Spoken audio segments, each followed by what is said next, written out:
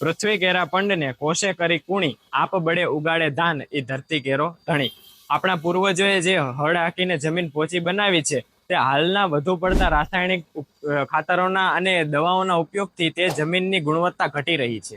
તે જમીનની ગુણવત્તા જળવાઈ રહે અને આપણે આવનાર પેઢીને સારી ગુણવત્તાવાળી જમીન મળી રહે, તે હેતુથી હું આજે ગુજરાત લાઈફ સાયન્સ કંપનીની મુલાકાતે આવેલો છું. લાઈફ સાયન્સીસ કંપની છેલ્લા 25 વર્ષથી ખેડૂતોના હિતમાં કાર્યરત છે.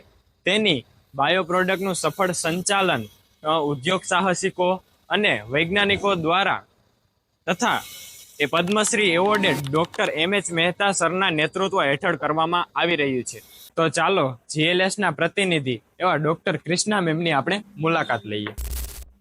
કૃષ્ણા મેમ, જીએલએસ કંપનીની મુલાકાતનો મુખ્ય હેતુ એ છે કે ખેડૂતો વારંવાર પૂછતા હોય છે કે આપણે જમીનને કઈ રીતે સુધાર.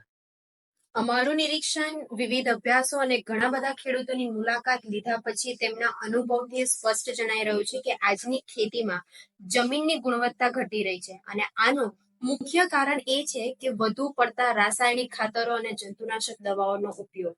તો મેમ, ખેડૂતોને આવી પરિસ્થિતિથી બચવા તેનો શું ઉપાય કરી શકાય?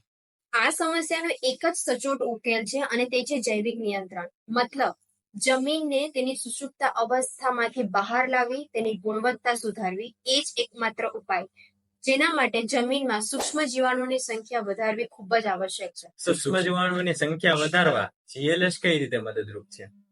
આ માટે ઘણી બધી પ્રોડક્ટ્સ માર્કેટમાં ઉપલબ્ધ છે, પરંતુ જીએલએસ સુપરલાઇફના માધ્યમથી જમીન અને પાકને એક જીવંત વેગ આપે છે.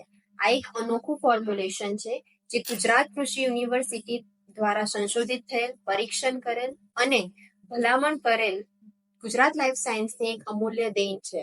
તેમાં મુખ્યત્વે નાઇટ્રોજન સ્થાપિત કરનાર બેક્ટેરિયા, ફોસ્ફરસને દ્રાવ્ય કરનાર બેક્ટેરિયા અને જમીનથી પાકને પોટેશિયમ ઉપલબ્ધ કરનાર બેક્ટેરિયા હાજર રહેલા છે. તો મેમ, આ સુપર લાઈફનો ઉપયોગ કરવાથી ક્યાં ક્યાં ફાયદા થઈ શકે?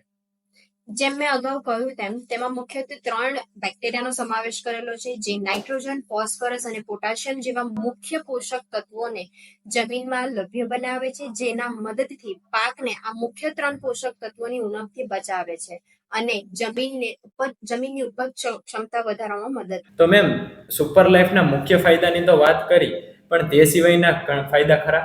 આપણે સૌ જાણીએ છીએ કે ખેડૂતો જમીનજન્ય ફૂગને કારણે જે રોગો થાય છે તેનાથી ખૂબ જ એમને નુકસાન થતું હોય છે.